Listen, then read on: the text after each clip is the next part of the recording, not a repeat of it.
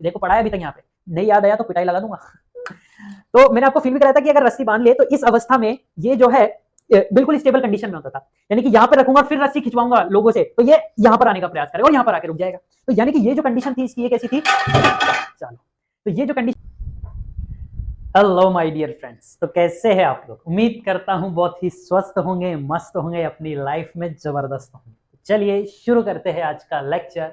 Lecture number 14 है बच्चों आज, और अपनी इस चैप्टर 2 की सीरीज में अपन पहुंच चुके हैं एक टॉपिक पर जिसका नाम है बाह्य एक समान वैद्युत क्षेत्र में वैद्युत द्विध्रुव की स्थितिज ऊर्जा, यानी कि पोटेंशियल एनर्जी। पोटेंशियल एनर्जी देखेंगे किसकी? डायपोल की, इलेक्ट्रिक डायपोल की एक समान वैद्युत क्षेत्र में। एक ऐसा इलेक्ट्रिक फील्ड, एक ऐसा वैद्युत क्षेत्र जो कि कैसा है, अपने पास एक समान है, यानी कि अपने पास एक समान है, यानी कि इक्वी डिस्टेंस पर इन वैद्युत क्षेत्र की सभी लाइंस आपस में पैरेलल है और समान दूरी पर है, उसे कहते हैं एक समान वैद्युत क्षेत्र। तो इसमें अगर अपने पास एक वैद्युत द्विध्रुव रखा है तो उसकी क्या स्थितिज ऊर्जा रहेगी, उसमें क्या पोटेंशियल भरा हुआ होगा अगर वो वैद्युत क्षेत्र में रखा है। तो आइए बनाते हैं सबसे पहले अपन एक वैद्युत द्विध्रुव, यानी कि इलेक्ट्रिक डायपोल। तो इलेक्ट्रिक डायपोल मैंने आपको बताया था क्या होता था। इलेक्ट्रिक डायपोल कि साहब, इलेक्ट्रिक डायपोल आपने बताया था सर, माइनस और प्लस चार्ज जब आपस में अति अल्प दूरी पर रखे हुए हो तो वही क्या कहलाता है, अपने पास वैद्युत द्विध्रुव कहलाता है। तो माना कि इस वैद्युत क्षेत्र में जो वैद्युत द्विध्रुव रखा है वो किसी थीटा कोण पर रखा हुआ है। कैसे कोण पर रखा है सर? किसी थीटा कोण पर ये जो है रखा हुआ है। ऐसे मान लें ये जो है कितने कोण पर रखा हुआ है? वैद्युत क्षेत्र से किसी थीटा कोण पर जो है अपन ने इसको रखा है। चलो एक काम करते हैं, मान लेते हैं थीटा 1 कोण पे रखा है। थीटा 1 मान लेते हैं। सर क्यों थीटा क्यों नहीं माना? क्योंकि बच्चों जब अपन थोड़ी अभी आगे चल के अपन इसको क्या है, डिस्प्लेस करेंगे, यानी कि घुमाएंगे, तो घुमाने पर क्या होगा, अपन दूसरा कोण बन जाएगा इसका, तो उसको अपन थीटा 2 बोल देंगे, इसलिए अपन इसको थीटा 1 बोलते हैं। तो वैद्युत क्षेत्र से ये कितना कोण बना रहा है? कुछ थीटा 1 कोण बना रहा है। क्या कोण बना रहा है? वैद्युत द्विध्रुव बना रहा है। ठीक है, ये वैद्युत द्विध्रुव है और थीटा 1 कोण बना रहा है। आप इसको यहां से भी देख सकते हैं ऐसे, ये वैद्युत वैद्युत क्षेत्र का जो है अक्ष है और इससे ये किस कोण पर है? थीटा 1। एक ही बात है, आप चाहे यहां से देखो चाहे वहां से देखो। ठीक है, अब बात आती है कि अब इसमें स्थितिज ऊर्जा जो है अपन को निकालनी है। तो अपन क्या कर रहे हैं, बेसिकली ये थीटा 1 पर पहले से मौजूद है, अपन इसको डिस्प्लेस कर रहे हैं, विस्थापित कर रहे हैं थीटा 2 तक। तो अपन क्या कर रहे हैं, डिस्प्लेस कर रहे हैं, यानी कि इसको घुमा रहे हैं। यानी कि ऐसे समझो ये मेरे पास वैद्युत द्विध्रुव है, इसके यहां पर प्लस क्यू है, यहां पर माइनस क्यू है। अब मैं इसको पकड़ करके यूं घुमाऊंगा। सर घुमा के रहे हो, चलाएंगे तो क्या ही, चलाएंगे तो क्या ही, ये घूमता ही है। अपन ने पढ़ा था चैप्टर 1 में वैद्युत क्षेत्र वाले में कि जो द्विध्रुव होता है उस पर क्या लगता था? बल आघूर्ण लगता था। याद करो चैप्टर 1 का टॉपिक, इसमें काम में भी आएगा उसका सूत्र। तो बल आघूर्ण की वजह से सिर्फ इस पर क्या लगता था, मतलब सिर्फ बल आघूर्ण लगता था, बल नहीं लगता था कोई। अच्छा बल क्यों नहीं लगता था वो बताओ। तो देखो, अगर कोई वैद्युत क्षेत्र में अगर कोई आवेश मौजूद है, वैद्युत क्षेत्र में अगर कोई आवेश मौजूद है तो उस पर बल कितना होता था? तो याद करो मैंने आपको बताया था किसी भी आवेश पर जो बल होता था वो होता था क्यू ई। सर आप बोलोगे सर के Q1 Q2 बटे आर स्क्वायर बताया, हाँ वो दो आवेशों के बीच में बताया था मैंने।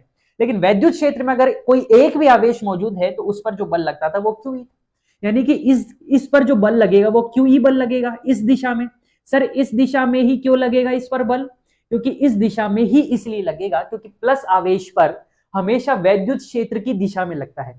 इसको आप ऐसे महसूस कर सकते हो, मैंने वहां पर भी महसूस कराया था कि यहाँ पर प्लस क्यू आवेश मौजूद है बड़ा सा, और उसमें से ये वैद्युत क्षेत्र निकल रहा है, ऐसा मानने के लिए कि भाई यहीं पे क्यों लग रहा है, वो महसूस करा रहा हूं बस।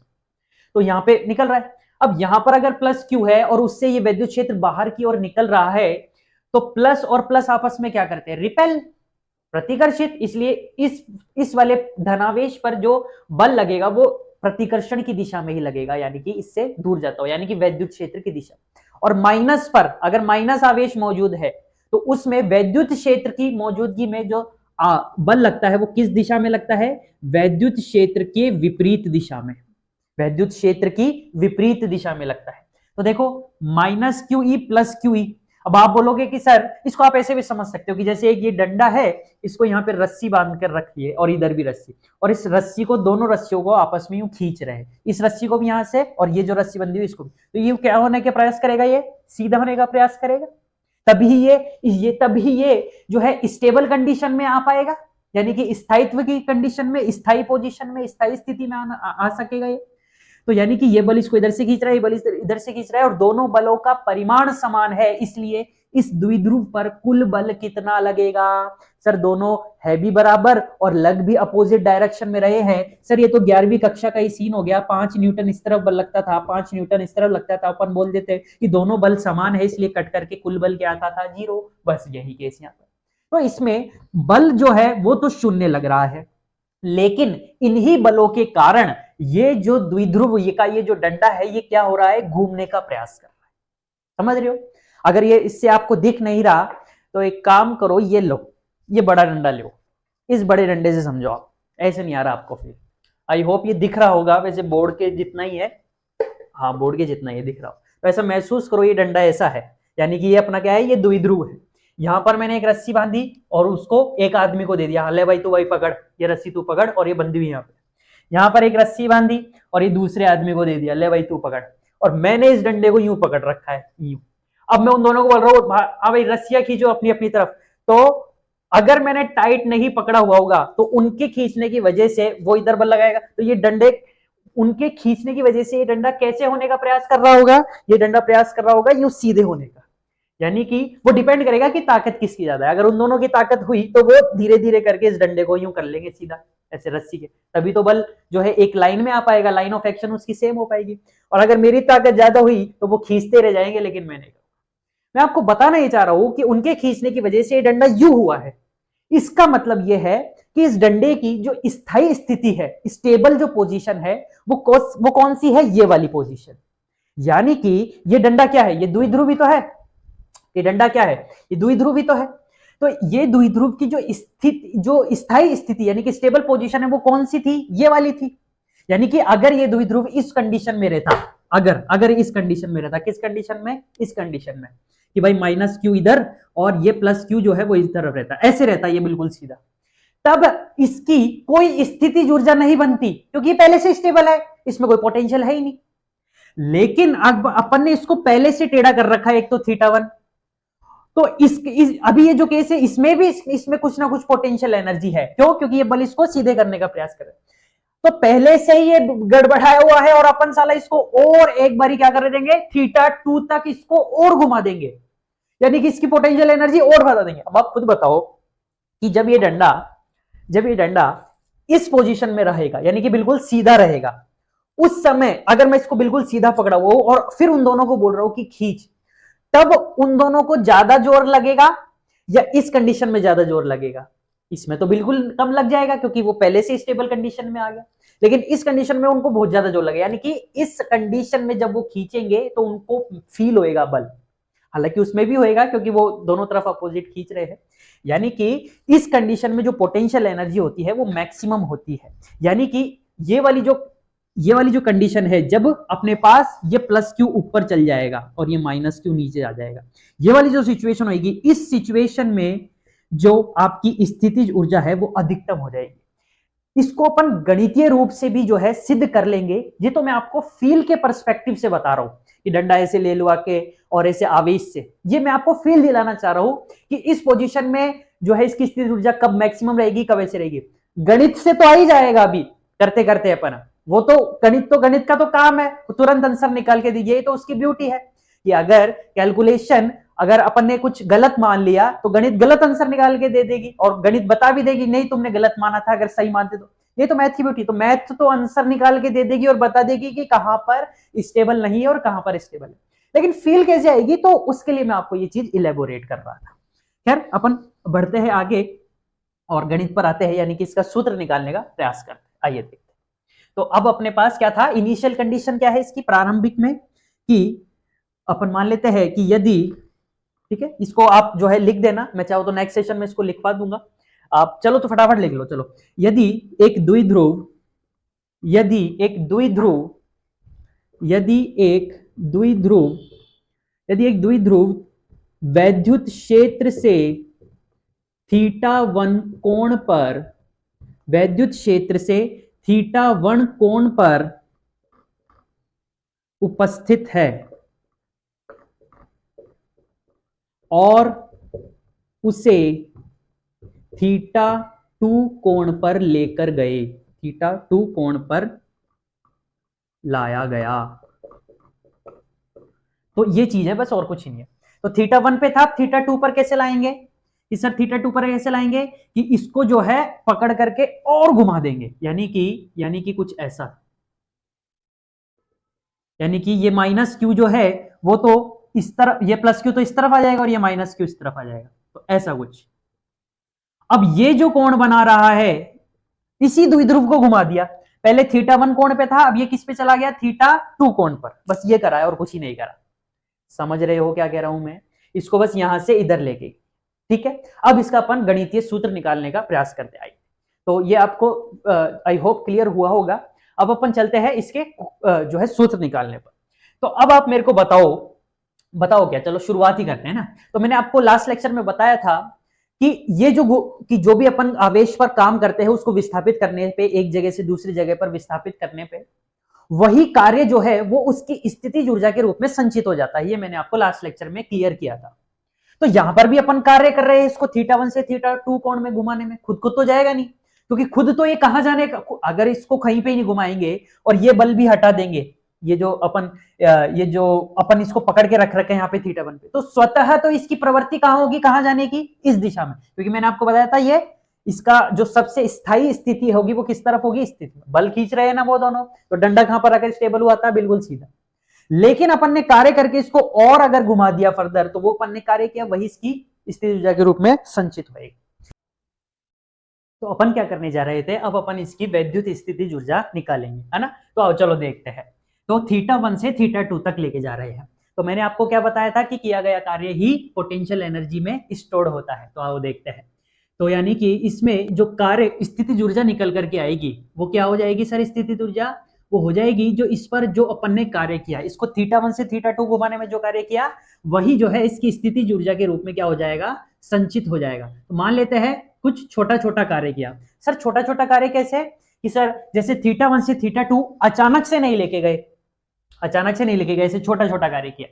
और यहाँ पे जो कार्य का जो सूत्र होगा वो बच्चों, वो बल गुणा विस्थापन ही होगा, बल गुणा विस्थापन ही होगा। लेकिन अपन उन बल और विस्थापन को कोणीय रूप में लिखेंगे। सर ऐसा क्यों, अरे यार कुछ रेखीय विस्थापन हो रहा है क्या, नहीं ना, जो भी हो रहा है विस्थापन वो कैसा हो रहा है, कोणीय, इसलिए बल और विस्थापन दोनों कोणीय लिखेंगे। अब बल का कोणीय रूप क्या था कि सर टाउ था, और विस्थापन का कोणीय विस्थापन, याद करो कक्षा 11 चैप्टर नंबर 7 घूर्णन गति में मैंने आपको बताया था कि बल को जो है वो कोणीय के रूप में कैसे लिखते हैं, टाउ, बल जो है वो बल आघूर्ण बन जाता है, और जो अपना जो नॉर्मल जो विस्थापन होता था एक्स या आर, वो क्या बन जाता था, कोणीय विस्थापन यानी कि थीटा बन जाता था। याद आया कुछ, तो यहाँ पे जो बल और विस्थापन है यानी कि बल और विस्थापन, और कार्य क्या होता था, अरे कार्य क्या होता था, कार्य होता था सर बल और विस्थापन का कौन सा प्रोडक्ट, अरे कौन सा प्रोडक्ट होता था, डॉट प्रोडक्ट होता था। याद याद करो, अरे यार बिल्कुल याद नहीं आ रहा क्या, याद आ गया सर, थोड़ा थोड़ा याद आ गया कि कक्षा 11 चैप्टर नंबर 6 में अपन ने ये पढ़ा था, कक्षा 11 चैप्टर नंबर 6 में अपन ने ये पढ़ा था कि बल गुणा विस्थापन होता है ये। और अगर अपने पास बल जो है वो क्या हो जाए, वो कोणीय हो जाए, बल अगर क्या हो जाए, कोणीय बल हो जाए, तो उसको अपन बलागुण कह देते थे। इसलिए यहाँ पे मैंने बल की जगह रख दिया कोणीय बल यानी कि बलागुण, और विस्थापन या रेखीय विस्थापन की जगह कोणीय विस्थापन, टाउ डी थीटा। तो जो एक एक चीज जो अपन ने पढ़ा था कक्षा 11 में, एक एक चीज उसका बेसिक उठा करके इस्तेमाल करेंगे, डायरेक्ट चलेंगे, डायरेक्ट नहीं चलेंगे, क्योंकि बुक्स में डायरेक्ट होता है, बुक्स में क्या बहुत सी जगहों में भी जो है डायरेक्ट स्पेसिफाई कर देता है, ये चीजें नहीं बताता कि टाउ डी थीटा का भी डॉट प्रोडक्ट यहाँ पे कंसिडर करो, नहीं बताएगा। आप देख लेना चाहे नहीं मानो तो, बहुत सी जगह में डायरेक्ट लिखा हुआ मिल जाएगा आपको, टाउ डी थीटा, इसका जो है डायरेक्ट इंटीग्रेशन करा हुआ होगा टाउ की वैल्यू रख करके, पी साइन थीटा वैल्यू रख करके। लेकिन अपन एक एक चीज क्लियर करेंगे। क्या है, देखो क्या होता है ना कि जब मेरे टाइम पे जब मैं स्टडीज करता था तो मैं देखता था कि यार हाँ ठीक है ये सब चीजें, तो मैं क्या है एक बार वापिस से जाके देखता था क्लास में, पता नहीं मेरी आदत थी शुरू से कि मैं वापिस से जाकर के बेसिक क्लियर करता। तो जब मैंने देखा तो मेरे को भी उस समय दिक्कत आती थी, लेकिन वो धीरे धीरे पढ़ाते पढ़ाते नॉलेज लेते लेते हायर स्टडीज में आते आते फिर धीरे चीजें जो है धीरे धीरे क्लियर होंगी। और जो बच्चा बेसिक से चीजें बेसिक से जुड़ा हुआ पढ़ता है ना, उसको फिर हायर स्टडीज में भी दिक्कत नहीं आती। Point number 1। दूसरा, इंटरेस्ट भी बिल्ड होता है सब्जेक्ट में, क्योंकि अच्छा, इंटरेस्ट किसी भी चीज में इंटरेस्ट कब बिल्ड होता है? जब वो चीज समझ में आ रही है। आपकी आपका कोई भी पार्टनर है, आपकी उसमें रुचि कब होगी, या आपकी अच्छी तरह से उसमें रुचि कब बनने लगेगी?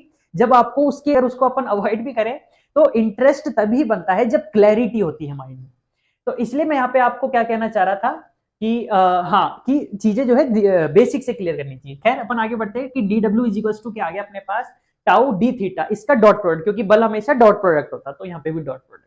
ठीक है, अब बात आती है आगे कि डी डब्ल्यू बराबर क्या आ गया सर अपने पास, टाउ और डी थीटा, और दोनों का क्या आ जाएगा सर, दोनों के बीच का कोण। अरे यार, फिर वही हर चीज, हर बेसिक बताऊंगा, टेंशन मत लो आप। ए डॉट बी कैसे निकालते थे कक्षा 11वीं में? ए बी कॉस थीटा, याद आया क्या कुछ? ए बी कॉस थीटा करते थे, हाँ ना बोलो? हाँ सर, ए बी कॉस। यहां पर ये थीटा क्या होता था? ए और बी के बीच का कोण, ए और बी के बीच का कोण होता था ये। तो यहां पर भी टाउ और डी थीटा, इन दोनों सदिशों के बीच का कोण रखेंगे। अब बात आती है दोनों सदिश है कहां सर? तो याद करो कक्षा 11वीं में मैंने आपको बताया था कि जो टाउ है, कि जो अपने पास ये जो टाउ है और डी थीटा है, यहां पर कैसे देखेंगे? देखो, अब टाउ क्या होता था? बलागुण। तो स्वतः यानी कि खुद से तो ये दोनों जो है, कौन दोनों, या फिर ये जो ये जो वैद्युत द्विध्रुव है, खुद से किधर जाना चाह रहे हैं? यानी कि अगर मैं ये इनको पकड़ के ऐसे नहीं रखूंगा तो ये कहां पर हो जाएंगे? अपनी स्टेबल कंडीशन में हो जाएंगे। यानी कि इन पे जो बल आघूर्ण लग रहा है वो किस दिशा में लग रहा है? इस दिशा में लग रहा है। ये यूं आना चाह रहे हैं, यानी कि बलागुण की दिशा क्या हो गई? इन पे बलागुण की दिशा हो गई ये, जो खुद से लग रहा है। या आप ऐसे कह सकते हो कि इलेक्ट्रिक फील्ड की वजह से जो लग रहा है, ई फॉर इलेक्ट्रिक फील्ड की वजह से जो लग रहा है, वो इस दिशा में लग रहा है, यानी कि इस दिशा में। यानी कि अगर अपन दिशा देखें तो अपन क्या बोलेंगे? इनवर्ड। क्या बोलेंगे सर? इनवर्ड। हाँ ना बोलो? अच्छा सर, लेकिन अपन ने इनको जो विस्थापित किया है वो किस दिशा में बल लगाकर किया है? वो इस दिशा में बल लगाकर किया।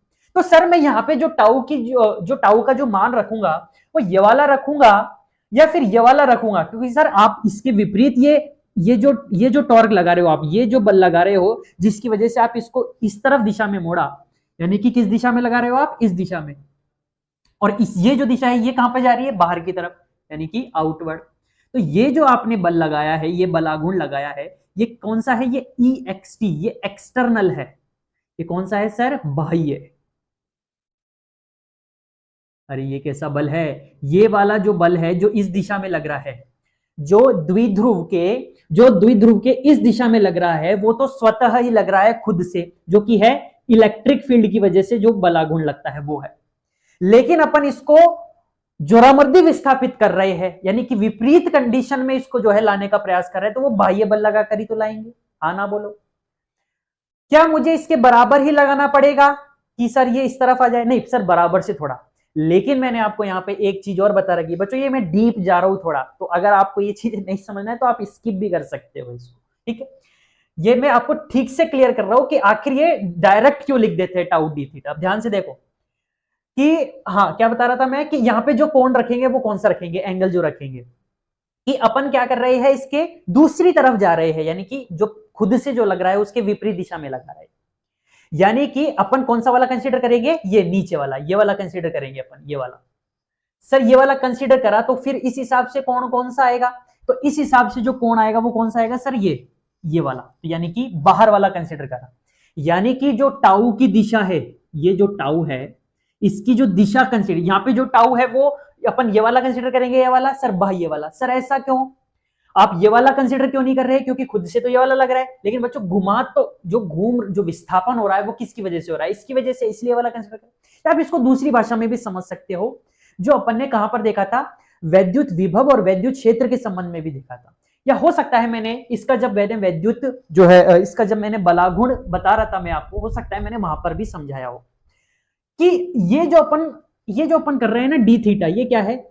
ये छोटे छोटे विस्थापन है, बहुत छोटे छोटे विस्थापन करके अपन इसको जो है यहां पर लाने का प्रयास कर रहे हैं।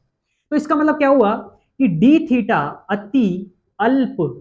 अति अल्प विस्थापन कर रहे हैं अपन, अति अल्प विस्थापन के समय, किसके समय, डी थीटा अति अल्प विस्थापन के समय हर बिंदु पर या हर क्षण छोटा छोटा D D D D D D D और ये यहां पर आ गया, थीटा 1 पर है पहले से रखा हुआ है और डी डी डी डी करते करते थीटा 2 तक लगा। तो हर क्षण, हर डी डी डी हर क्षण जो है इन दोनों का मान क्या आया है, बराबर। हर डी डी डी डी पर देखोगे ना आप, तो इन दोनों का मान बराबर होगा। सर आप धीरे धीरे क्यों ला रहे हो, अचानक क्यों नहीं ला रहे, वही चीज कि गतिज ऊर्जा में इसके परिवर्तन ना आना चाहिए, इसलिए अपन इसको धीरे धीरे करके ला रहे। तो अति अल्प विस्थापन के समय जो टाउ ई इलेक्ट्रिक फील्ड की वजह से जो टाउ लग रहा है वो बराबर होगा किसके, इसके बाह्य बल की वजह से जो लग रहा है। लेकिन दोनों की जो दिशा है वो कैसी है, देखो ये एक उधर घूम रहा है एक उधर घूम, यानी कि ठीक 180 डिग्री है, एक की ठीक अंदर है एक की ठीक बाहर है, यानी कि दोनों की दिशा कैसी है, ठीक अपोजिट है। दोनों की दिशा कैसी है, ठीक अपोजिट है। ये लो साहब, यानी कि जिस दिशा में टाउ ई है उसके ठीक विपरीत दिशा में। तो रखने को तो एग्जैक्ट तो अपन यहां पे टाउ जो है वो वैद्युत बल वाला ही रखते हैं, लेकिन चूंकि वो वैद्युत बल वाला टाउ बराबर है माइनस टाउ बाह्य के, इसलिए अपन ये ना रख करके ठीक ये वाला कंसीडर कर। क्या पिक्चर क्लियर है? तो ये चीज मैं आपको बार बार बताना इसलिए चाह रहा था, समझ रहे हो? क्या पिक्चर क्लियर है? मुझे तो आई होप ये जो मैंने आपको डीप गया वो आपको क्लियर हुआ होगा, ठीक है। लेकिन बच्चों यहाँ पर दोनों के मान तो फिर भी समान ही है, मैंने आपको बोला दिशा भले ही विपरीत है। ये जो माइनस चिन्ह है ये क्या दिखा रहा है, ये सिर्फ दिशा दिखा रहा है कि दिशा क्या है इन दोनों की, विपरीत है। लेकिन मान जो है वो दोनों के बराबर है, बाह्य और इन दोनों के मान जो है बराबर है। कंसिडर कौन सा करेंगे कि सर बाह्य वाला, ये वाला कंसिडर करेंगे, बाह्य वाला। समझ गए? क्यों सर? क्योंकि इसकी वजह से ही विस्थापन हो रहा है, इसकी वजह से ही क्या हो रहा है, विस्थापन हो रहा है। तो अगर ये वाला अपन कंसीडर करेंगे, यहाँ पर जो टाउ कंसीडर करा वो बाह्य वाला कंसीडर करा, तो और इसकी दिशा जो है वो बाहर की तरफ है, और विस्थापन की दिशा ये जो डी थीटा का जो सदिश है इसकी दिशा किस तरफ है, कि सर ये भी इस तरफ जा रहा है और इसका भी जो है वो सदिश जो है वो बाहर निकल के आ रहा है, और बाह्य वाले टार्क का भी बाहर निकल के आ रहा है। यानी कि दोनों सदिशों के टॉर्क बाह्य की भी, टॉर्क बाह्य सदिश का भी जो है सदिश बाहर है, और डी थीटा का सदिश भी बाहर है, यानी कि दोनों आपस में समानांतर है। दोनों के बीच में एंगल कितना है, cos 0 डिग्री का एंगल। तो ये कितना हो जाएगा, ये दोनों जो है क्या हो जाएगा, टाउ डी थीटा, और cos 0 डिग्री का मान क्या होता है, 1। तो इस तरीके से जो है ये लोग डायरेक्ट लिख देते हैं डी डब्ल्यू बराबर tau D theta. I hope ये क्लियर हुआ होगा कि डायरेक्ट क्यों लिखा जाता है, ठीक है, क्योंकि इसके बराबर लगता है ये, इसलिए। खैर अब अपन डायरेक्ट आते हैं। अगर इसको आपको ये रामायण नहीं लिखनी है तो आप इसको स्किप कर सकते हो, डायरेक्ट अपन यहां से शुरू कर सकते। अब अपन को यहाँ पे एक चीज मेंशन करनी पड़ेगी, क्या, कि जहां पर ये जो टाउ है ये किसके बराबर है, पीई साइन थीटा के बराबर। किसके सर, पीई साइन थीटा के। और ये अपन ने कहां पढ़ा था, ये अपन ने चैप्टर 1 में पढ़ा था कि द्विध्रुव पर, वैद्युत द्विध्रुव पर बल आघूर्ण का जो मान था वो क्या था, बल आघूर्ण का मान ये क्या था, ये था बच्चों पीई साइन थीटा। तो उठा करके अपन पटक देंगे इस समीकरण में, अपने पास क्या आ जाएगा, डी डब्ल्यू बराबर पीई साइन थीटा और D theta, P E sine theta और डी थीटा। अब दोनों ओर क्या कर देंगे, समाकलन कर देंगे, दोनों ओर क्या कर देंगे, समाकलन। ये लो साहब, दोनों ओर समाकलन करने पर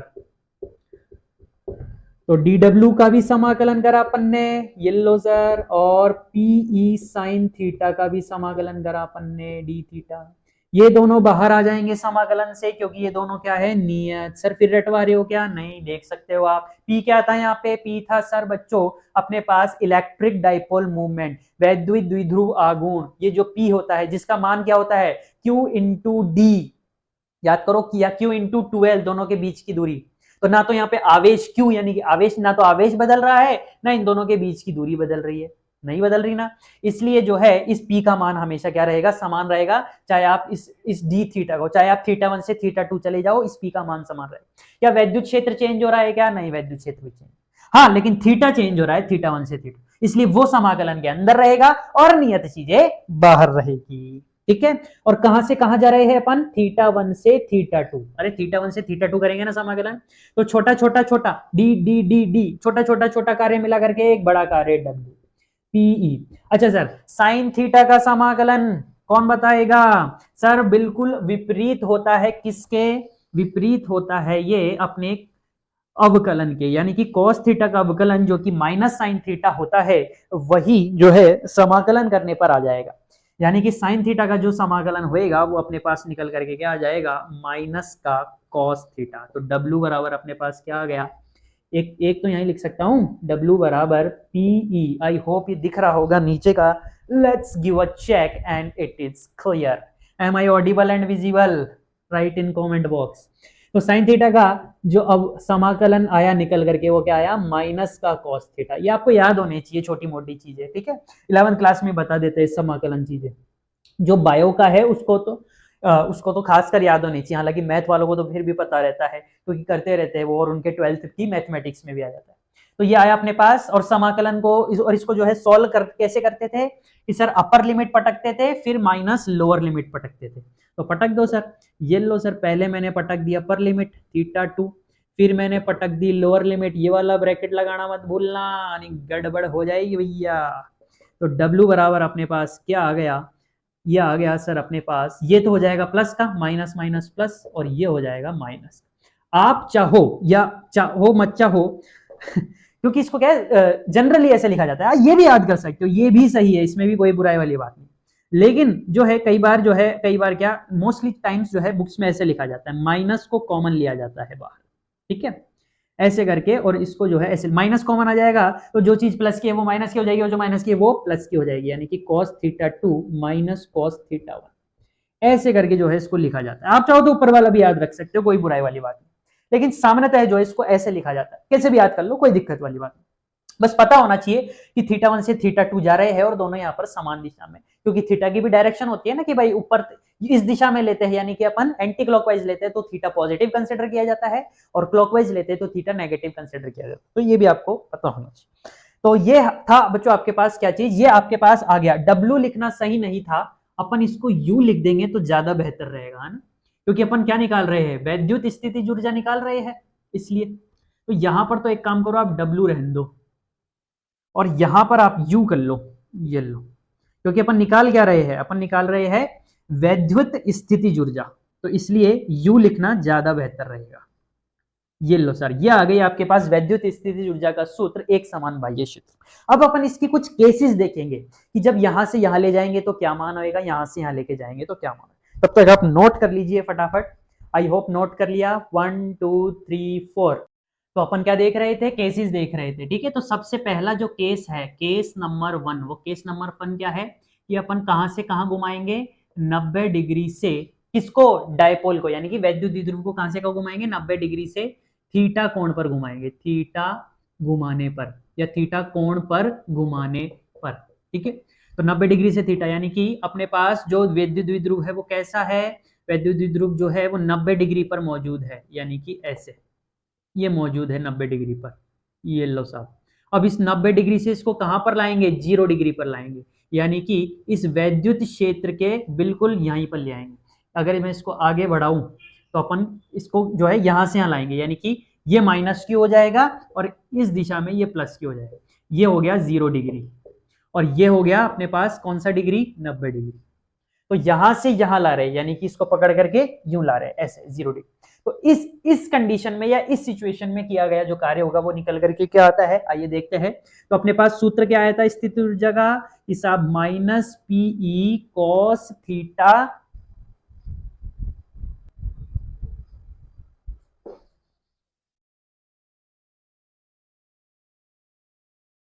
तो अपने पास सूत्र क्या आया था बच्चों, पोटेंशियल एनर्जी का अपने पास सूत्र आया था sir minus P E cos theta 2 minus cos theta 1। जहां पर अपन कहां से कहां गए थे, थीटा 2 से थीटा 1 अपन गए थे। तो यहाँ पे कहां से कहां जा रहे हैं, 90 डिग्री से थीटा पर जा रहे हैं, तो रख दो इसमें। तो माइनस पीई कॉस थीटा 2, यानी कि कहां पर रुक रहे हैं, थीटा पर रुक रहे। अरे यार ये θ1 हो जाएगा, ये θ2 हो जाएगा। यहाँ पर कहाँ से कहाँ गए थे, θ1 से θ2, तो θ1 से θ2 यानी 90 से 0, हाँ 90 से थीटा, तो θ2 की जगह थीटा लिख देंगे और θ1 की जगह अपने पास आ जाएगा 90 डिग्री। तो अपने पास क्या आ गया सर, cos 90 डिग्री, इसका मान क्या होता है, 0, पता होना चाहिए आपको। तो यहाँ पे फाइनली अपने पास क्या आ गया, minus PE cos theta.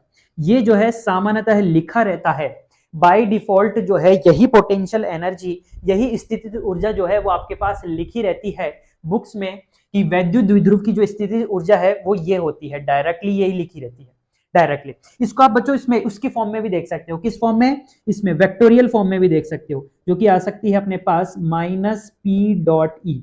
P की क्या डायरेक्शन होती है, पी की डायरेक्शन मैंने आपको क्या बताई थी, पी की डायरेक्शन होती है माइनस क्यू से प्लस क्यू की डायरेक्शन। माइनस क्यू आवेश से प्लस क्यू आवेश की तरफ जब जाते हैं तो ये दिशा होती है किसकी, ये दिशा होती है अपने पास पी की। तो यहाँ पर ये जो दिशा है माइनस क्यू से प्लस क्यू पर, ये पी की दिशा। पी क्या था, वैद्युत द्विध्रुव आघूर्ण, इलेक्ट्रिक डायपोल मोमेंट, और इलेक्ट्रिक फील्ड की डायरेक्शन ये है। तो इन दोनों के, ये दोनों और दोनों के बीच का कोण थीटा लिया था अपन ने इनिशियल, ठीक है। तो इसको जो है अपन इस प्रकार से भी लिख सकते हैं, और सामान्यतः जो है ये ऐसे ही लिखा रहता है। जनरली आप जो सर्च करते हो ना तो हाई रिजल्ट में ये आता है, यानी कि वो बाय डिफॉल्ट मान के चलता है, क्या मान के चलता है, वो बाय डिफॉल्ट मान के चलता है कि अपन कि उसने जो है इलेक्ट्रिक डायपोल यानी कि इसको वैद्युत द्विध्रुव को 90 डिग्री से जो है लाया है वो किसी थीटा कोण पर। ये जो केस फर्स्ट कराया हूं ये बाय डिफॉल्ट केस है, वो मान के चलता है, इसलिए सामान्यतः जो आपके पास जो फॉर्मूला मिलेगा वो इस रूप में मिलता है। इसके अलावा भी और कंडीशन, हालांकि सिर्फ ये एक स्थिति है, और जनरल स्थिति जो थी वो मैंने आपको बता दिया कि किसी भी कोण से किसी भी कोण तक जा सकते। केस नंबर सेकंड अपन देखेंगे तो उसमें आपके पास निकल करके आता है 90 डिग्री से थीटा हो गया। अब केस सेकंड में जो है वो आपके पास निकल करके आता है कि 90 डिग्री से अपन कहां पर आए, जीरो पर आए, 0 डिग्री पर, कहां पर, 0 डिग्री पर, 0 डिग्री पर। तो उस केस में क्या हो जाएगा सर, वही फॉर्मूला u बराबर माइनस पीई कॉस, पेन उठाओ और फॉर्मूला लिखो, नोट करते हुए चलो, ऐसे सिर्फ देखने से नहीं होगा, ये ऐसी मेंटेलिटी मत बनाओ इसे मेरे को देखने से जो है सवाल सॉल्व हो जाएंगे, ठीक है। इसलिए जो है करते चलो। आपके पीडब्ल्यू के सलीम सर क्या कहते हैं कि भाई ये मेंटेलिटी बन गई आजकल की, सवाल सॉल्व होते हुए देखने से भी मुझे जो है मुझे भी सॉल्व करना आ जाएगा, ऐसा नहीं होता है। जब तक खुद के हाथ नहीं चलते तब तक असल में पेन चलता नहीं है एग्जाम में। तो minus P E cos theta 2 minus cos theta 1, तो क्या आ गया सर, कॉस थीटा 2 माइनस, ठीक है सर। तो यहाँ पे 90 डिग्री से कहां पर आ रहे हैं सर, 90 डिग्री से आ रहे हैं अपन, 90 डिग्री से आ रहे हैं, तो अच्छा ये हो गया थीटा 1 और ये हो गया थीटा 2। तो थीटा 2 क्या आ गया, 0 डिग्री, क्योंकि थीटा 2 की जगह 0 डिग्री, माइनस कॉस 90 डिग्री। तो क्या आ गया सर, ये माइनस पीई कॉस 0 डिग्री होता है 1 और कॉस 90 डिग्री होता है 0, तो ये आ गया सर अपने पास माइनस। ये जो स्थितिज ऊर्जा आई है ना बच्चों, ये अपने पास न्यूनतम स्थितिज ऊर्जा यानी कि मिनिमम पोटेंशियल एनर्जी है ये। और क्लास 11th में आपको जो है पढ़ाया गया था कि जिस भी जगह पर उसकी कण की या वस्तु की पोटेंशियल एनर्जी मिनिमम होती है, स्थितिज ऊर्जा मिनिमम होती है, उस जगह पर वो वस्तु जो है वो स्थायी अवस्था में रहती है। अब एक डायग्राम बनाऊंगा आपको तुरंत क्लास 11 का याद आ जाएगी चीज। देखो ये बताया था नहीं बनाया था क्लास 11 में, चैप्टर नंबर 6 में मैंने आपको बताया था, मैंने तो नहीं बताया था, मतलब मैंने तो कोचिंग में बताया था। तो वहां पर आपके टीचर्स ने आपको बताया होगा कि ये चूंकि सबसे हाई पोजीशन पर है, इसलिए यहां पर जो पोटेंशियल एनर्जी निकल कर आती थी वो मैक्सिमम आती थी, यहां पर पोटेंशियल एनर्जी निकल कर मिनिमम आती थी, और यहां पर पोटेंशियल एनर्जी 0 आती थी। तो इस जगह को अपन क्या बोल देते थे, जहां पर मैक्सिमम आती थी, इस जगह को अपन बोल देते थे अनस्टेबल कंडीशन, यानी कि अस्थायी अवस्था। इसको बोल देते थे अपन स्थायी अवस्था। याद आया कुछ? तो ये जो पोटेंशियल एनर्जी आई है ये न्यूनतम आई है आपके पास। सर आपको कैसे पता न्यूनतम आई है? देखो खैर मेरे को तो पता पड़ ही जाता है धीरे धीरे। देखो क्या हो रहा है, 90 डिग्री से अपन कहां पे आ रहे हैं, 0 डिग्री पर। क्या 0 डिग्री पर ही मैंने आपको भी थोड़ी देर पहले बताया था इस लेक्चर की स्टार्टिंग में कि इस दिशा में ये इसकी स्थायी अवस्था होती है। फील भी कराया था मैंने डंडे का उपयोग लेकर, देखो पढ़ाया अभी तक यहाँ पे, नहीं याद आया तो पिटाई लगा दूंगा। तो मैंने आपको फील भी कराया था कि अगर रस्सी बांध ले तो इस अवस्था में ये जो है बिल्कुल स्टेबल कंडीशन में होता था, यानी कि यहां पर रखूंगा और फिर रस्सी खिंचवाऊंगा लोगों से तो ये यहां पर आने का प्रयास करेगा और यहां पर आके रुक जाएगा। तो यानी कि ये जो कंडीशन थी इसकी, ये कैसी थी, चलो, तो ये जो कंडीशन थी इसकी, ये कैसी थी, मिनिमम कंडीशन, यानी कैसी थी, स्थायी कंडीशन थी। इसलिए ये जो पोटेंशियल एनर्जी निकल करके आती है मिनिमम आती है, इसलिए अपन कह सकते हैं ये कैसी अवस्था है, स्थायी अवस्था है। ठीक है, ये कैसी अवस्था है, स्थायी अवस्था है। ठीक है, क्योंकि 0 डिग्री पर आ गए और 0 डिग्री पर ये डायपोल जो है वो स्थायी अवस्था में है। केस नंबर 2, सॉरी 3, ये क्या कहता है, ये कहता है कि 90 डिग्री से 180 डिग्री में जाओगे तो क्या होगा, तो वही वाली बात, minus cos theta 2 minus cos theta 1, बार बार लिखने से फॉर्मूला याद हो जाता है, आपको बोल रहा हूं। ठीक है cos theta 2 minus cos theta 1, यानी कि थीटा 1 से थीटा 2 तक जाएंगे, तो थीटा 2 क्या है 180 डिग्री और थीटा 1 90 डिग्री, आना बोल भैया, तो माइनस पीई, कॉस 180 डिग्री का मान याद होना चाहिए भैया फटाफट, अब तो 12वीं में आ गया यार, और ये 0 हो गया, और माइनस इंटू माइनस क्या हो जाएगा, प्लस, तो ये आ गई आपके पास प्लस में।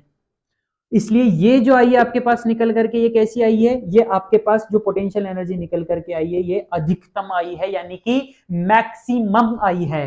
कैसी आई है सर, मैक्सिमम आई है, मैक्सिमम आई है इसलिए, और मैंने आपको बताया था अभी थोड़ी देर पहले 11th क्लास में आपने पढ़ा था कि जिस जगह पर पोटेंशियल एनर्जी मैक्सिमम होती है उस जगह पर जो अवस्था होती है वो कैसी होती है, अस्थायी अवस्था होती है। ठीक है, कैसी अवस्था होती है, अस्थायी अवस्था। तो ये कैसी अवस्था है, अस्थायी अवस्था है। देखो सिंपल सी बात है, पोटेंशियल एनर्जी क्या, पोटेंशियल एनर्जी मतलब आप में आपका गुस्सा, तो आप खुद को कब स्टेबल महसूस करते हो, जब आपका गुस्सा बहुत हाई रहता है, यानी कि पोटेंशियल एनर्जी बहुत मैक्सिमम रहती है, तब आप खुद को स्टेबल महसूस करते हो, या लो रहती है यानी कि शांत स्वभाव में रहते हो तब आप स्टेबल महसूस करते हो, शांत स्वभाव।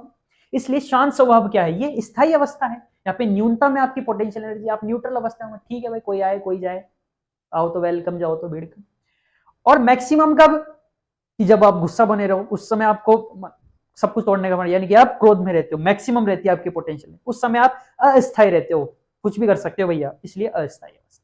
तो ये 3 कंडीशन थी इसकी। लेक्चर काफी लंबा हो गया है, लेकिन आई होप जो मैं समझाना चाह रहा हूँ आपको डिलीवर हुआ होगा। अगर नहीं, अगर आपको लेंदी लग रहा है तो आप उसको जो है 2x पर भी देख सकते हैं। मिलते हैं यूं ही किसी नेक्स्ट लेक्चर में, तब तक के लिए स्वस्थ रहिए, मस्त रहिए, पढ़ाई में व्यस्त रहिए।